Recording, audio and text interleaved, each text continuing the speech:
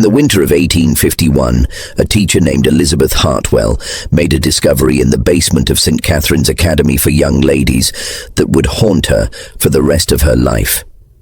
Behind a false wall, in what appeared to be an abandoned storage room, she found 24 small beds, each with iron shackles still attached to the headboards.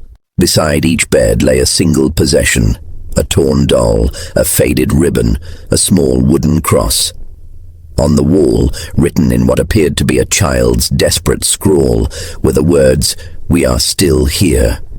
The Massachusetts authorities buried Elizabeth's report so deep that it didn't surface again until 1987, when renovation workers found her original testimony sealed in a mason jar behind the Academy's altar.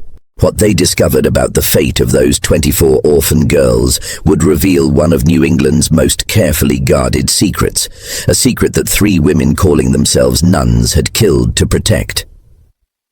Before we continue with the story of St. Catherine's Academy, I need to tell you something important. This channel isn't for everyone, only for those brave enough to uncover the darkest secrets that history tried to bury. If you're one of the few who can handle the truth about what really happened in that Massachusetts Academy, hit that subscribe button and ring the notification bell. And I want to know, comment below and tell me what state you're listening from. Are you brave enough to hear what happened to those 24 girls? Let's find out together. But first, we need to understand how a place of supposed sanctuary became a house of horrors. The year was 1834, and Massachusetts was experiencing unprecedented growth. The Industrial Revolution had transformed cities like Boston and Worcester into bustling centers of commerce, but it had also created a darker problem: thousands of orphaned children with nowhere to go. Salem, Massachusetts in 1834 was a city still carrying the weight of its infamous past. While the witch trials were nearly a century and a half behind them, the people of Salem remained deeply religious and suspicious of anything that seemed unusual or out of place. The Congregationalist churches dominated the religious landscape, their stark white steeples reaching toward grey New England skies like accusing fingers. It was in this atmosphere of rigid puritanical devotion that St. Catherine's Academy for Young Ladies was established on Gallows Hill Road, a location that seemed almost mockingly appropriate given what would later transpire there. The Academy occupied an imposing 3-story brick building that had once served as a private mansion for a wealthy merchant family. Its Gothic Revival architecture, with tall, narrow windows and steep, gabled roofs, gave it an air of respectability that would prove to be nothing more than an elaborate facade. The Academy advertised itself as a Christian institution dedicated to the moral and educational development of orphaned young ladies, ages 12 to 17. The promotional materials, printed on expensive paper and distributed throughout New England, promised refinement in manners, excellence in domestic arts, and careful placement in respectable Christian households. Parents who had died of consumption, cholera, or industrial accidents could rest easy, knowing their daughters would be well cared for at St. Catherine's. The woman who presented herself as Mother Superior Victoria Whitman was a figure of imposing authority. Tall and severe, with steel-gray hair pulled back in a tight bun beneath her black habit, she commanded respect wherever she went in Salem. Her voice carried the cultured accent of Boston's Beacon Hill, and she spoke eloquently about her calling to serve God's most vulnerable children. She claimed to have been educated at the prestigious Mount Holyoke Female Seminary and to have served in Catholic orphanages in Ireland before coming to Massachusetts. Sister Margaret Collins appeared to be Whitman's perfect complement, younger, with kind eyes and a gentle manner that immediately put frightened orphan girls at ease. She taught literature and music, and her soft Irish accent reminded many of the girls of mothers they had lost. Children who arrived at St. Catherine's, traumatized and grieving, found in Sister Margaret a maternal figure who seemed to genuinely care about their welfare. The third member of their Holy Trinity was Sister Agnes Murphy, a stern woman in her 40s who served as the academy's disciplinarian and business manager.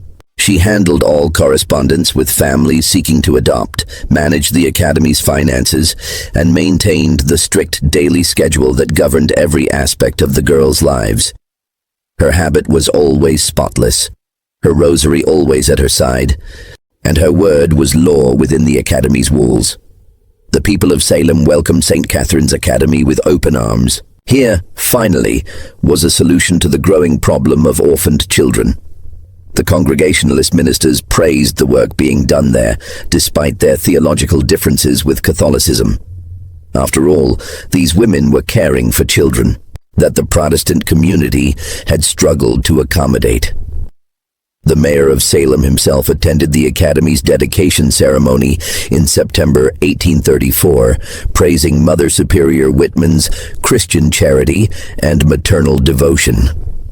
The girls who arrived at St. Catherine's came from across New England. There was Mary O'Brien, 13 years old, whose parents had died in a factory fire in Lowell. Sarah Thompson, 15, had been orphaned when consumption claimed her entire family in a tenement building in Boston. Little Catherine Murphy, no relation to Sister Agnes, was only 12 when her father died in a railroad accident, and her destitute mother could no longer care for her. Each girl who arrived was given the same welcome: a hot meal, a clean bed, and the promise of a better future. They were told they would receive an education that would prepare them to be teachers, governesses, or wives to respectable men. Most importantly, they were told that when they reached 18, the sisters would help them find placement with fine Christian families who would provide them with opportunities they never could have imagined. The daily routine at St. Catherine's was rigorous, but not unusual for the time. The girls rose before dawn for morning prayers, attended classes in reading, writing, arithmetic, and domestic skills throughout the day, and ended each evening with devotional study. They wore simple, grey dresses and white aprons, their hair pulled back in modest styles. They learned to embroider, to manage a household, to cook simple meals, and to conduct themselves as proper Christian ladies. From the outside, St. Catherine's Academy appeared to be everything it claimed to be. The few visitors who were allowed inside saw well-behaved girls engaged in their studies, clean dormitories with simple but adequate furnishings, and devoted religious women who had sacrificed worldly pleasures to serve God's children. When local ministers or government officials visited, they saw exactly what Mother Superior Whitman wanted them to see. But there were things that visitors didn't see. They didn't see the third floor of the building, which was always kept locked and was explained as storage for seasonal items. They didn't see the basement workshop where, according to Mother Superior Whitman, the girls learned advanced domestic skills, a workshop that was always empty when visitors were present. They didn't notice that while new girls regularly arrived at the academy, none of the long-time residents seemed to be aging out of the program.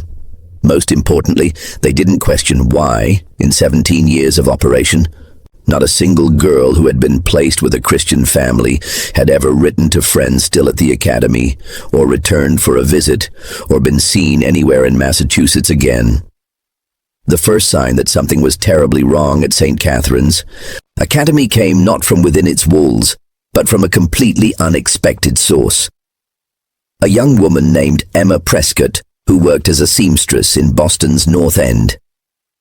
It was a cold February morning in 1843, nearly 9 years after the Academy's founding, when Emma was walking to work through the narrow streets near the harbor.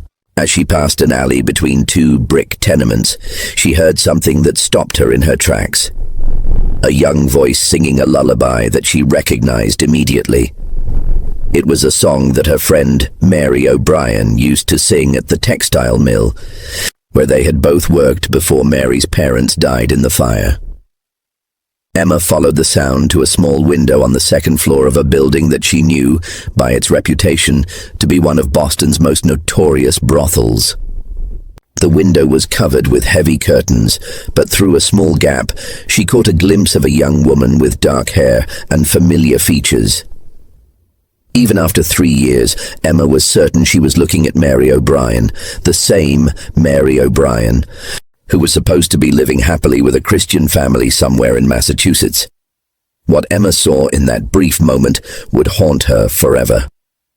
Mary, if it was indeed Mary, appeared to be wearing a silk dress that was far too sophisticated for a girl of 16. Her hair was arranged in an elaborate style that seemed completely at odds with the modest orphan girl Emma remembered. But it was Mary's eyes that disturbed Emma most. They held a hollow, distant expression that spoke of experiences no child should ever endure. Emma stood frozen in that alley for several minutes, trying to convince herself that she had been mistaken. But the lullaby continued, and the voice was unmistakably Mary's. When Emma finally gathered the courage to approach the building's front door, she was met by a large man who made it clear that respectable young ladies had no business in that part of town. That evening, Emma wrote a letter to St. Catherine's Academy, addressing it to Mary O'Brien and asking about her friend's welfare. She mentioned that she thought she had seen Mary in Boston and wondered if she might be visiting the city. Emma expected a prompt reply explaining that Mary was well and happy with her adoptive family, perhaps even including a letter from Mary herself. Instead, Emma received a response that chilled her to the bone. Sister Agnes Murphy wrote back within a week, but her letter raised more questions than it answered. She thanked Emma for her concern, but explained that Mary O'Brien had been placed with a devout family in western Massachusetts more than 2 years earlier. The family, she wrote, had specifically requested privacy and did not wish to maintain correspondence with Mary's former acquaintances. Sister Agnes added that Mary was thriving in her new environment and had expressed her desire to focus entirely on her new life. The letter's tone was formal and final, clearly meant to discourage any further inquiries. But Emma noticed something odd about the handwriting. Having worked as a seamstress, she had developed a keen eye for detail, and she was certain that the letter had been written by 2 different people. The main text appeared to be in Sister Agnes's careful script, but the signature at the bottom looked different, more hurried, as if someone else had signed Sister Agnes's name. Emma might have let the matter drop, but 3 months later she had another disturbing encounter. While shopping at Faneuil Hall, she saw a well-dressed gentleman leading a young girl by the arm toward a waiting carriage. The girl was perhaps 14 years old, with light brown hair and freckles across her nose.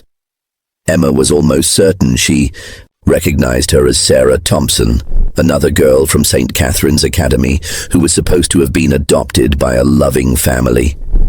But this girl wasn't dressed like the daughter of a respectable family. Her clothing was expensive but inappropriate for a child her age, the kind of clothing Emma had seen on women in the more questionable establishments near the waterfront. The girl's eyes held the same hollow expression Emma had seen in Mary's face, and she moved with the listless compliance of someone who had learned not to resist. Emma tried to approach them, but the gentleman, a man in his 50s with the bearing of wealth and authority, hurried the girl into the carriage before Emma could get close enough to speak. As the carriage pulled away, Emma caught a glimpse of the girl's face pressed against the window.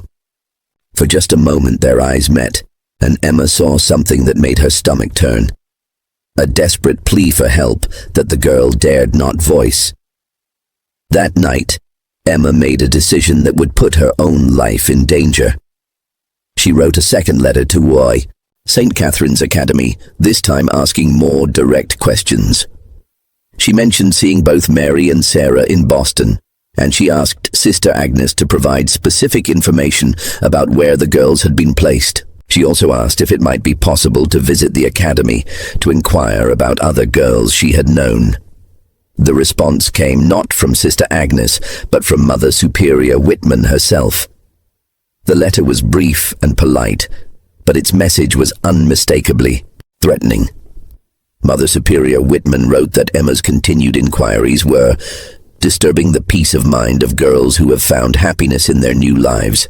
She suggested that Emma's imagination might be leading her to see familiar faces where none existed, and she strongly advised that Emma focus on her own circumstances rather than dwelling on the past. The letter concluded with words that Emma would never forget.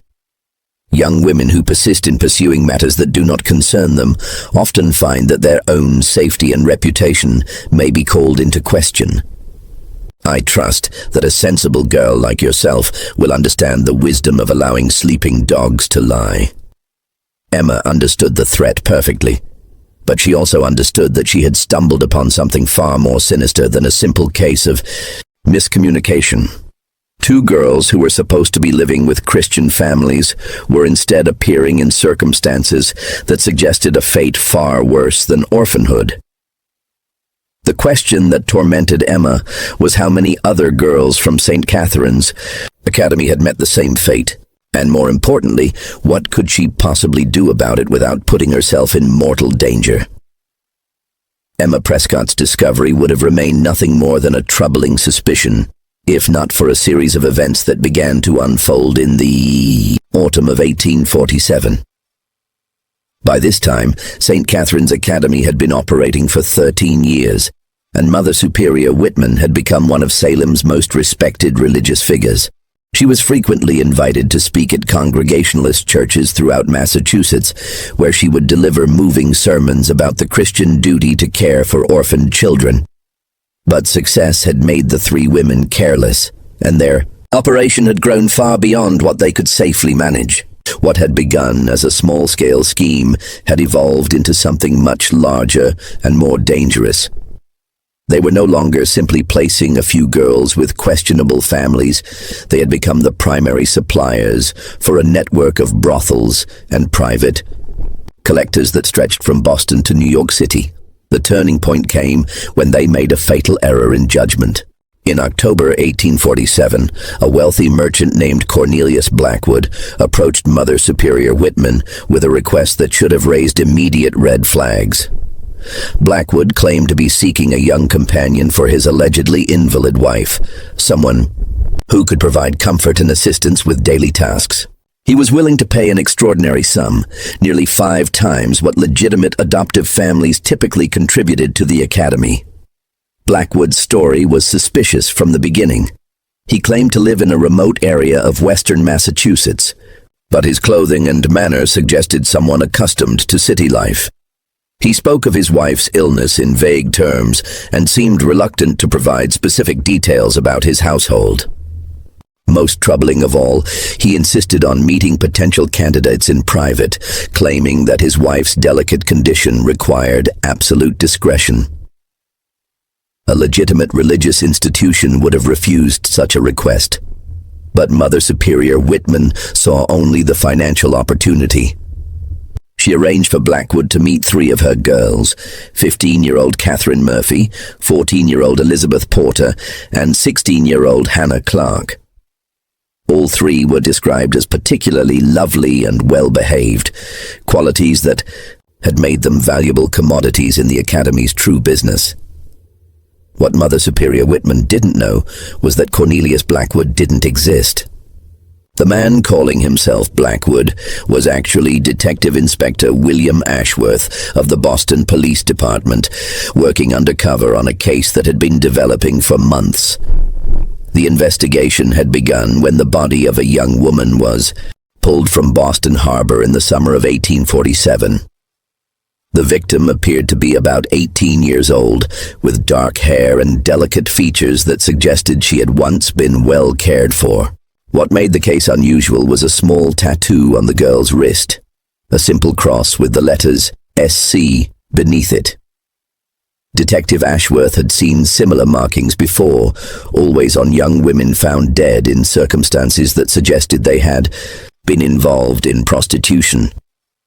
But these particular markings were different. They appeared to be amateur work, the kind of tattoo that might be applied by someone without professional skill. More importantly, The SC initials suggested an institutional connection that went beyond simple street-level prostitution. Ashworth's investigation had led him through Boston's underground network of brothels and private clubs catering to wealthy men with particular tastes. What he discovered was a carefully organized system that provided young girls to clients who were willing to pay premium prices for what they called fresh inventory. The girls in this network were not typical street prostitutes. They were educated, well-mannered young women who had been trained to serve the specific needs of Boston's elite. The trail had eventually led Ashworth to St. Catherine's Academy, but not through any direct evidence. Instead, he had noticed a pattern in the missing persons reports that crossed his desk. Over the past 13 years, dozens of young women had simply vanished from Massachusetts without a trace. They weren't runaways from troubled families. They were girls who had been placed in what appeared to be legitimate institutions or adoptive homes, only to disappear completely. When Ashworth began investigating these disappearances more closely, he found that an unusually high number of them had connections to St. Catherine's Academy. Girls who had been successfully placed with Christian families were never seen again, never wrote letters to friends, never appeared in marriage records or death certificates. It was as if they had been erased from existence. The undercover operation at St. Catherine's was Ashworth's attempt to gather evidence of what he suspected was a sophisticated trafficking operation. What he found when he met with Mother Superior Whitman exceeded his worst expectations. During their private meeting in the Academy's parlor, Mother Superior Whitman spoke openly about the qualities that made certain girls more valuable than others. She emphasized their youth, their innocence, and their complete dependence on the Academy for their survival. She hinted that clients with particular requirements could be accommodated, and she made it clear that discretion was guaranteed as long as the price was right. When Ashworth asked to see the girls she had mentioned, Mother Superior Whitman led him not to the main dormitory where visitors were usually taken, but to a separate wing of the building that he had not seen before. This area was noticeably different from the rest of the Academy. The rooms were smaller and more luxuriously appointed, with silk curtains and fine furniture that seemed completely out of place in an orphanage. The three girls who were brought to meet Cornelius Blackwood were dressed in clothing that was far too sophisticated for orphans. Their hair was styled in elaborate fashions, and they wore cosmetics that enhanced their youthful beauty. Most disturbing of all, they had been trained to present themselves in ways that were clearly designed to appeal to adult men with predatory interests. Detective Ashworth realized that he was looking at girls who had been systematically groomed for sexual exploitation. But what he saw next would haunt him for the rest of his career. As he was leaving the Academy, Ashworth caught sight of another part of the building that Mother Superior Whitman had not shown him.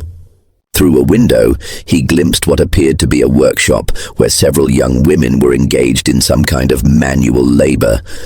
But these weren't the happy, well-cared-for students he had been shown earlier. These girls looked exhausted and defeated, working in silence under the watchful eye of Sister Agnes Murphy. Ashworth realized that St. Catherine's Academy was operating on multiple levels. There were the girls who were being prepared for placement with wealthy clients, girls who received special treatment and training.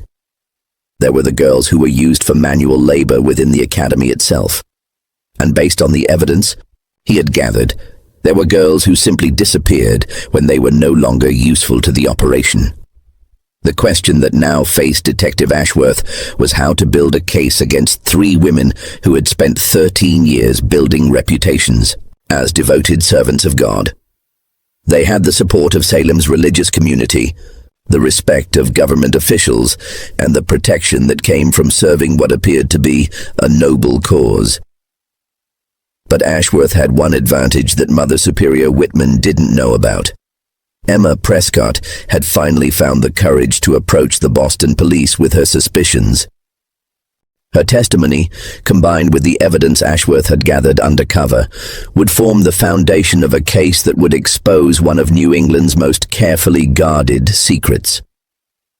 Detective Ashworth knew that exposing the truth about St. Catherine's Academy would require more than his undercover observations and Emma Prescott's testimony. He needed irrefutable evidence, and he needed witnesses who could testify to what they had seen.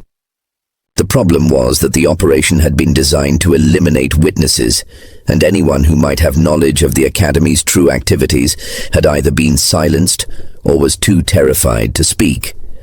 The breakthrough came from an unexpected source, Dr. Nathaniel Webb, the physician who served as the Academy's medical examiner.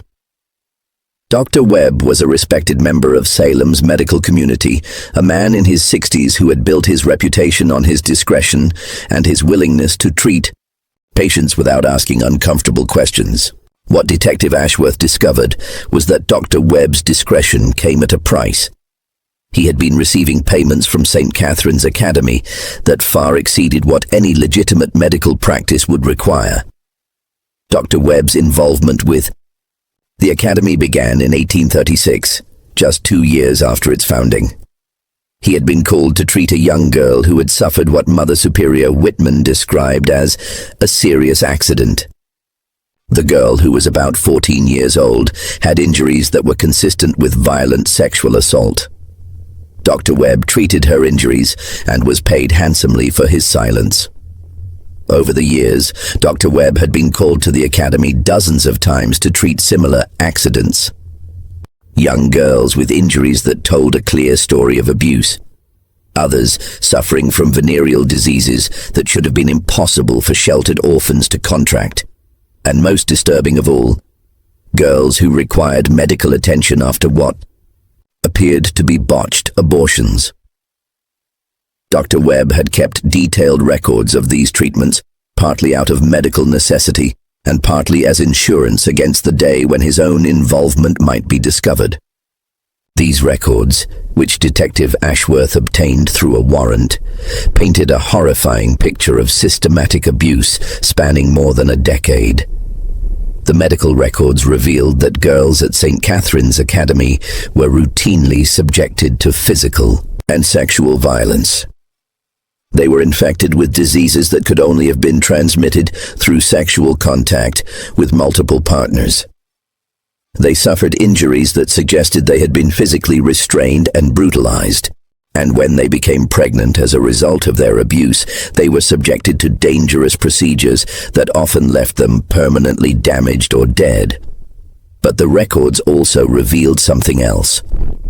Dr. Webb had been documenting the identities of the men who brought girls to him for treatment. These were not the Christian families who were supposedly adopting the girls from St. Catherine's Academy. They were wealthy merchants, politicians, judges, and religious leaders from Boston and beyond, men who were paying premium prices for access to young victims. Among the names in Dr. Webb's records were some of the most prominent figures in Massachusetts society. There was Judge Harrison Cromwell, who had built his career prosecuting moral crimes while secretly patronizing the very establishments he condemned. There was Reverend Samuel Blackstone, whose sermons about the sanctity of childhood had made him famous throughout New England. There was even Mayor Robert Thornton of Boston himself, a man who had publicly praised St. Catherine's Academy for its Christian service. Detective Ashworth realized that he was looking at evidence of a conspiracy that reached far beyond 3 women running a single institution. This was a network of powerful men who had used their positions to exploit the most vulnerable members of society, secure in the knowledge that their victims had no voice and no recourse. But as Ashworth delved deeper into the case, he made another disturbing discovery. Dr. Webb's record showed that many of the girls he had treated had subsequently disappeared from his care. Girls who had been severely injured or who had contracted dangerous diseases would be brought to him for treatment, but they would never return for follow-up care. When he inquired about their welfare, he was told that they had recovered completely and had been placed with new families. Ashworth began to suspect that girls who became too damaged or too dangerous to the operation were being permanently eliminated. But proving this would require finding evidence of what had happened to girls who had vanished without a trace. The answer came when Ashworth decided to investigate the physical structure of St. Catherine's Academy itself. Using his authority as a police detective, he obtained permission to conduct a thorough search of the building under the pretense of investigating reports of building code violations. What he found in the basement of the academy would provide the evidence he needed to bring down the entire operation. The basement had been divided into several sections, each serving a different purpose in the academy's true business. There was a workshop where girls were forced to produce goods that were sold to supplement the academy's income. There was a medical area where Dr. Webb had conducted his treatments away from prying eyes. And there was a section that had been designed specifically for the training of girls who were being prepared for placement with special clients. But it was the fourth section of the basement that provided the most damning evidence.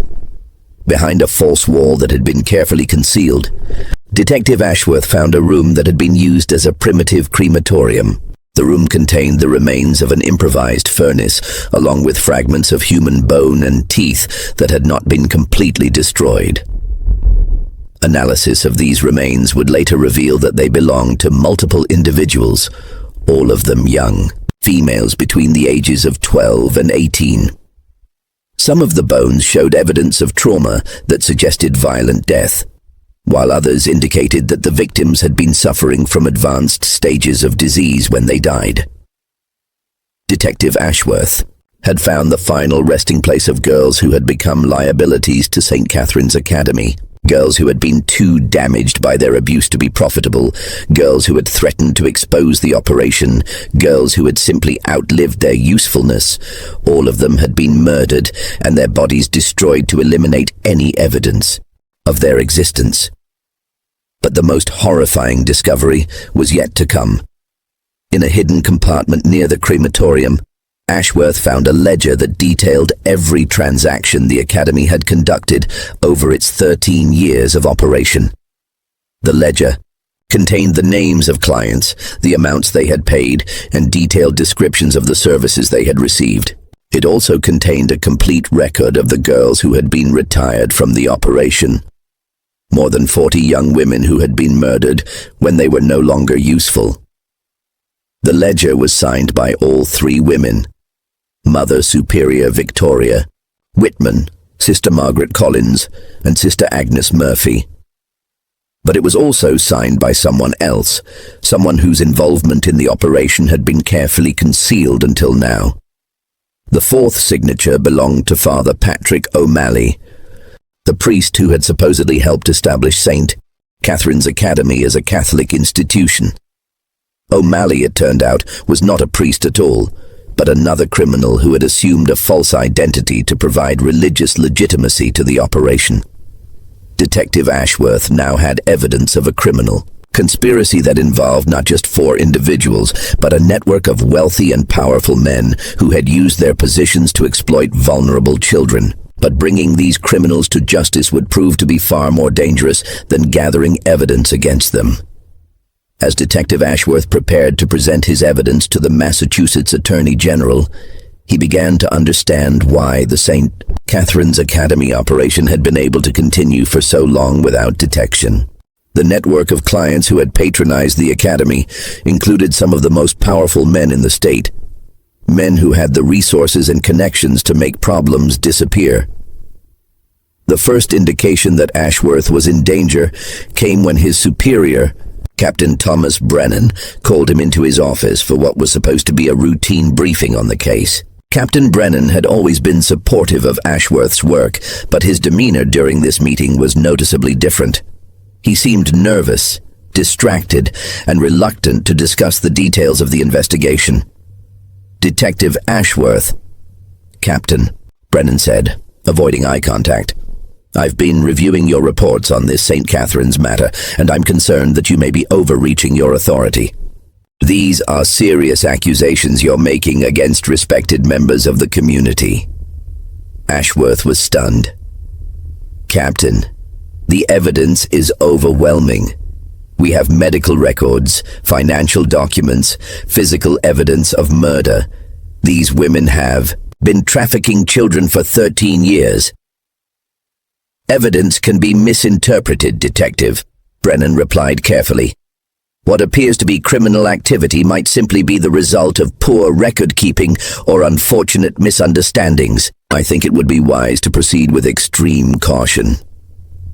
That evening, Ashworth received a visit at his home from someone he hadn't expected to see. Judge Harrison Cromwell, whose name had appeared multiple times in Dr. Webb's medical records as a client of St. Catherine's Academy. Judge Cromwell arrived without warning, accompanied by two men who were clearly not court officials. He was polite but firm as he explained to Ashworth that the investigation into St. Catherine's Academy was causing considerable concern among Boston's business community. "Detective Ashworth," Judge Cromwell said, settling into a chair in Ashworth's parlor without being invited. "You've built a reputation as a thorough and dedicated officer of the law. That's why I'm confident you'll understand the delicate nature of the situation we're discussing. Your Honor, if you're here to discuss an active investigation, I should point out that this is highly irregular," Ashworth replied, his hand instinctively moving toward his service weapon. "Nothing irregular about community leaders taking an interest in the welfare of our institutions," the judge said smoothly. "St. Catherine's Academy has served this community for 13 years. The women who run it have devoted their lives to caring for orphaned children. It would be a tragedy if unfounded accusations were to destroy their good work." Judge Cromwell leaned forward, his tone becoming more direct. "I understand you've been talking to Dr. Webb about his medical practice. Dr. Webb is an old man, Detective. His memory isn't what it used to be, and his records, well, medical records from that era can be difficult to interpret. It would be unfortunate if an elderly physician's failing memory were to cast doubt on the sterling reputation of a charitable institution." The message was clear. Dr. Webb would not be available to testify, and his records would not be admissible as evidence. But Judge Cromwell wasn't finished. "I'm also told that you've been corresponding with a young woman named Emma Prescott," he continued. "Miss Prescott has been through some difficult times recently, lost her position at the textile mill, fallen behind on her rent, developed something of a reputation for instability. It would be a shame if her troubles were to worsen because she allowed her imagination to run away with her." Ashworth felt a chill run down his spine. "Are you threatening Miss Prescott, Your Honor?" "Not at all, Detective. I'm simply observing that young women in precarious circumstances often find their situations deteriorating rapidly. Miss Prescott would be wise to focus on her own problems rather than involving herself in matters that don't concern her." Judge Cromwell stood to leave, but he paused at the door. "Detective Ashworth, you're a smart man, smart enough to recognize when you're facing a situation that's beyond your control. There are forces at work here that you don't fully understand, and people who won't hesitate to protect their interests. I'd hate to see a dedicated officer like yourself become a casualty of his own overambition." After Judge Cromwell left, Ashworth sat in his parlor for a long time, considering his options. He knew that he was facing a conspiracy that reached far beyond what he had initially imagined. The men who had been patronizing St. Catherine's Academy weren't just wealthy clients. They were judges, politicians, and business leaders who controlled the very institutions that were supposed to ensure justice. But Ashworth also knew that he might have one advantage. The criminals had become overconfident. They had operated for so long without consequences that they believed themselves untouchable. That overconfidence might be their downfall. The next morning, Ashworth made a decision that would put his own life in jeopardy. Instead of backing down from the investigation, he decided to accelerate it. He would gather his evidence and present it directly to the press, bypassing the legal system that had been compromised by the very men he was investigating. But first, he needed to secure the safety of the people who had helped him.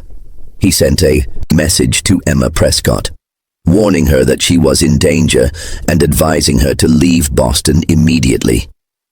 He also approached Dr. Webb and urged him to turn over all of his records before Judge Cromwell could have them destroyed. Dr. Webb, terrified by the visit he had received from the judge's associates, agreed to cooperate with Ashworth, but only under specific conditions. He would provide copies of his records, but he would not testify publicly. He was too old and too frightened to risk becoming a target of the conspiracy he had helped to enable. As Ashworth prepared to expose the truth about St. Catherine's Academy, he realized that he was racing against time. The people he was investigating had already begun to take steps to protect themselves, and they wouldn't hesitate to eliminate anyone who threatened their secret. The question was whether Ashworth could gather enough evidence to bring them down before they succeeded in silencing him permanently. The answer would come sooner than he expected, and in a way that would test every assumption he had made about the case. Just when Detective Ashworth thought he understood the full scope of the conspiracy, he received information that would change everything he believed about St. Catherine's Academy. If this story is giving you chills, share this video with a friend who loves dark mysteries. Hit that like button to support our content. And don't forget to subscribe to never miss stories like this. Let's discover together what Detective Ashworth was about to uncover. Because the truth about those 24 missing girls was more horrifying than anyone had imagined. The revelation that would expose the true horror of St. Catherine's Academy came from the last person Detective Ashworth expected, Sister Margaret Collins herself. On the night of November 15, 1847, Sister Margaret arrived at Ashworth's home in a state of complete terror.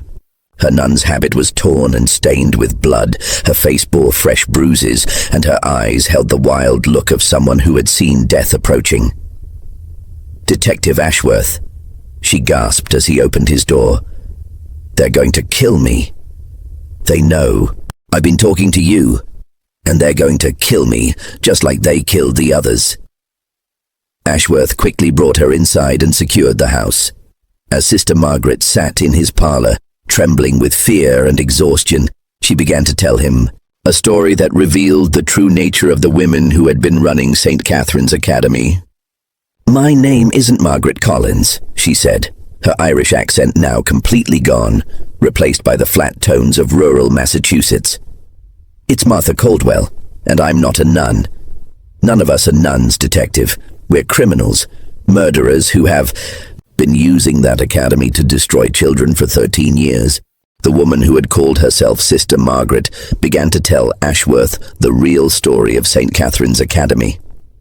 She, Victoria Whitman, and Agnes Murphy had met in the Massachusetts State Prison for Women in 1833, where they were serving sentences for various crimes, fraud, theft, and in Murphy's case, the murder of her own husband for his insurance money.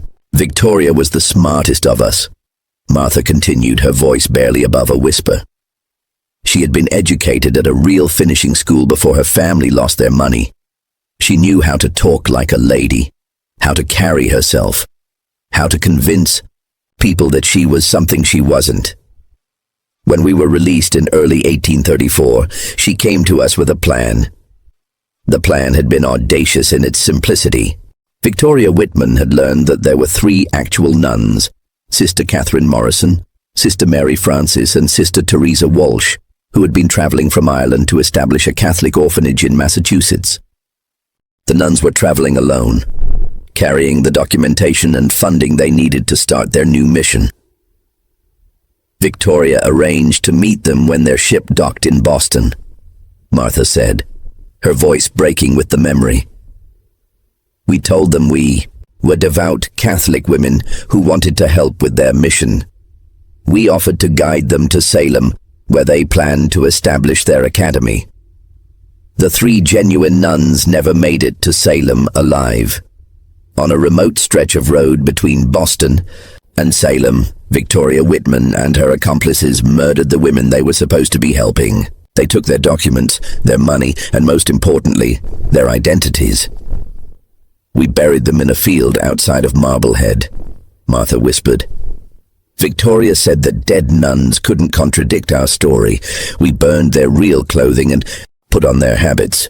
When we arrived in Salem, we became Sister Victoria, Sister Margaret, and Sister Agnes. The false documentation had been easy to maintain because few people in Protestant Massachusetts were familiar with Catholic hierarchy and procedures.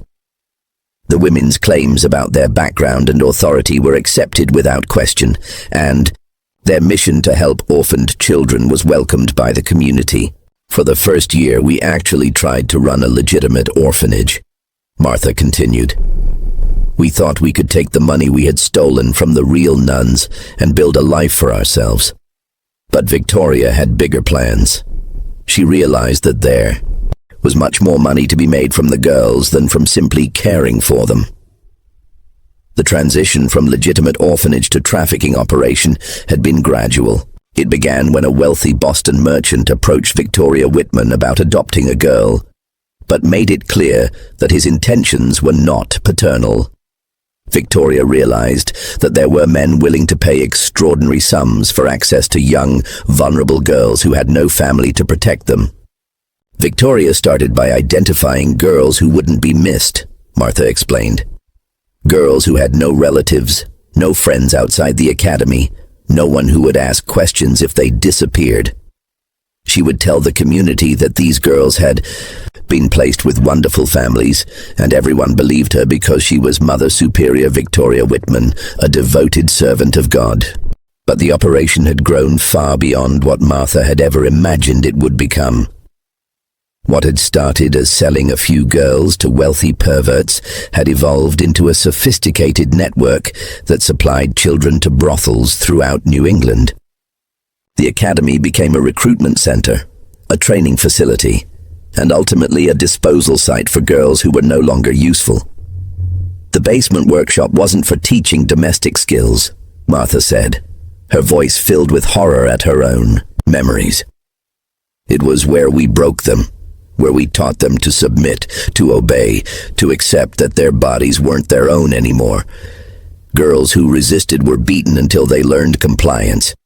Girls who tried to escape were made examples of. Martha described a systematic process of psychological and physical abuse designed to strip the girls of their will to resist. New arrivals were isolated from the other girls and subjected to increasingly severe punishments until they accepted their fate.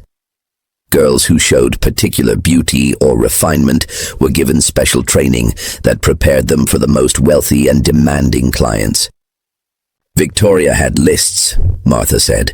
Lists of clients and their specific requirements. Some men wanted girls who looked like their own daughters. Others wanted girls who reminded them of their dead wives. There were men who paid extra for girls who would cry, and men who paid extra for girls who wouldn't. The most disturbing revelation was what happened to girls who became pregnant, contracted diseases, or simply aged out of their usefulness.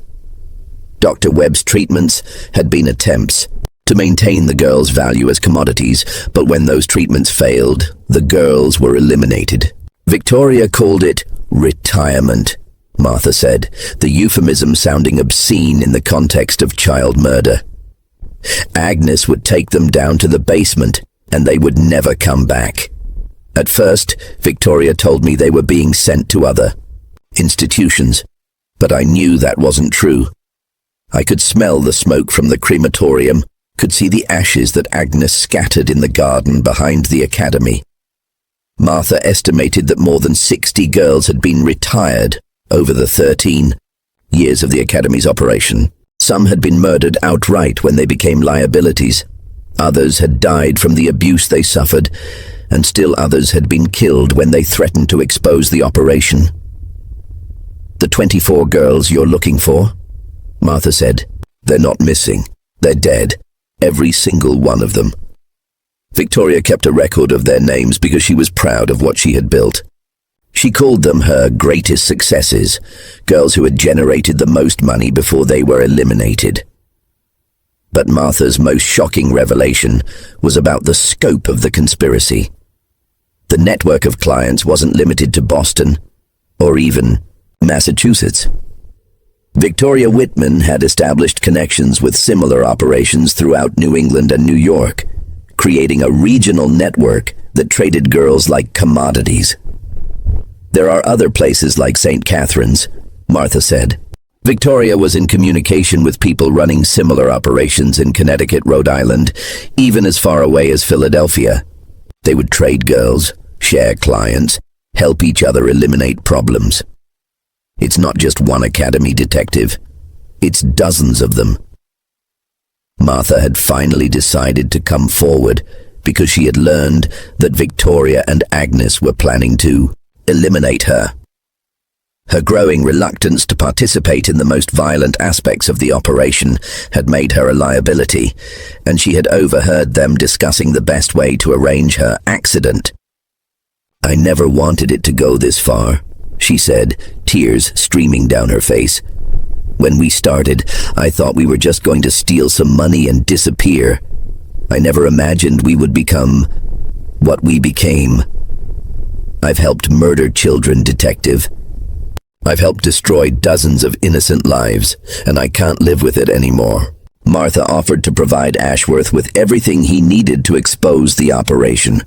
The location of the mass grave where the real nuns were buried, the names and locations of other similar operations, detailed records of clients and transactions, and most importantly, the location where Victoria Whitman kept her most incriminating evidence. "Victoria keeps everything in a safe in her private quarters," Martha said. "Financial records, client lists, photographs that clients paid extra for, correspondence with other operations. She thinks it makes her powerful, having evidence that could destroy so many important men. But it's also evidence that could destroy her." As Martha finished her confession, Ashworth realized that he was looking at the biggest criminal conspiracy in Massachusetts history, but he also realized that exposing it would be incredibly dangerous. The men who had been clients of St. Catherine's Academy would do anything to prevent their crimes from becoming public, and they had the resources to eliminate anyone who threatened them. The question was whether Ashworth could move fast enough to gather the evidence and present it to the public before the conspiracy could silence him and Martha permanently. The answer would determine not only whether justice would be served, but whether the girls who had died at St. Catherine's Academy would finally be remembered for who they truly were, victims of a system that had failed to protect them. Detective Ashworth knew that he had only hours before Victoria Whitman and Agnes Murphy realized that Martha had betrayed them.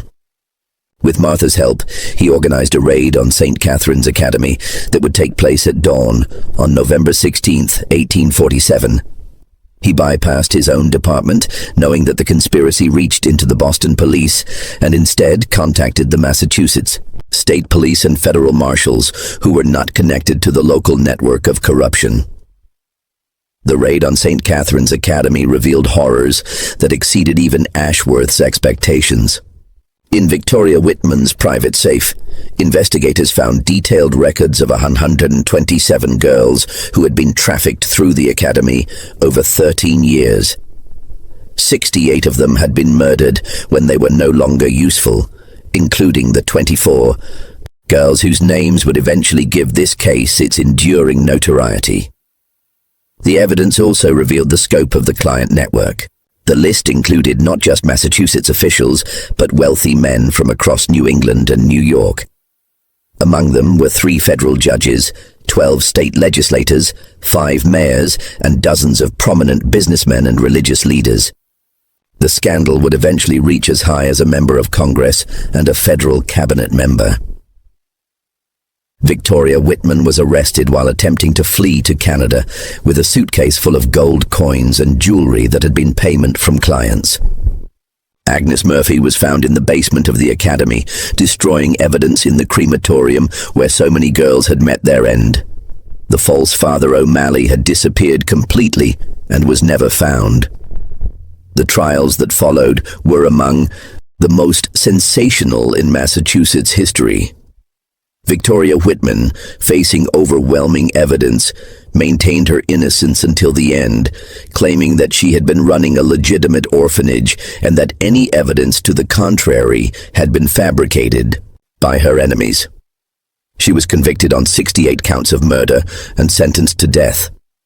Agnes Murphy attempted to claim that she had been coerced by Whitman, but the evidence showed that she had been an enthusiastic participant in the operation's most violent aspects. She was convicted on 43 counts of murder and also sentenced to death. Martha Caldwell, in exchange for her cooperation, received a sentence of life in prison. She would spend the remaining 32 years of her life in the Massachusetts State Prison for Women, where ironically she became known for her work helping other female prisoners learn to read and write. Dr. Webb, faced with the choice between cooperation and prosecution, provided detailed testimony about his role in the conspiracy. His medical records were crucial in establishing the pattern of abuse and murder. He was convicted of accessory to murder and sentenced to 20 years in prison, but died of a heart attack less than 2 years into his sentence. The investigation into the client network proved more problematic.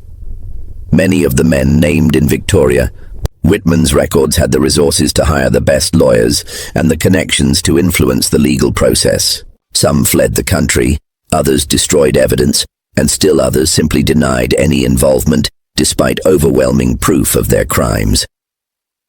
Judge Harrison Cromwell was found dead in his study 3 days before he was scheduled to testify, apparently having committed suicide rather than face public disgrace. Several other clients met similar fates, leading to speculation that they had been murdered to prevent them from implicating others in the conspiracy.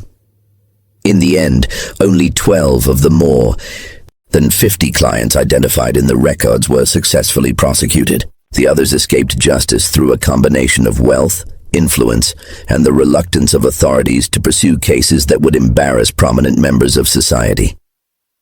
The physical evidence of the crimes was undeniable. Excavation of the basement, crematorium revealed bone fragments and personal effects belonging to dozens of victims. The mass grave outside Marblehead yielded the remains of the 3 genuine nuns, along with several other unidentified victims. The academy building itself was destroyed by an angry mob before authorities could stop them. Emma Prescott, whose suspicions had helped expose the conspiracy, was initially hailed as a hero. But she found that her newfound fame came with a terrible price. Many people blamed her for destroying the reputations of prominent men, and she received death threats from those who believed she should have remained silent. She eventually moved to California, where she lived under an assumed name until her death in 1891. The case of St. Catherine's Academy led to significant reforms in how orphanages and charitable institutions were monitored in Massachusetts. New laws required regular inspections, detailed record-keeping, and verification of staff credentials. Similar reforms were implemented throughout New England as other states sought to prevent similar tragedies. But perhaps the most important outcome of the case was that it finally gave names and identities to girls who had been erased from history.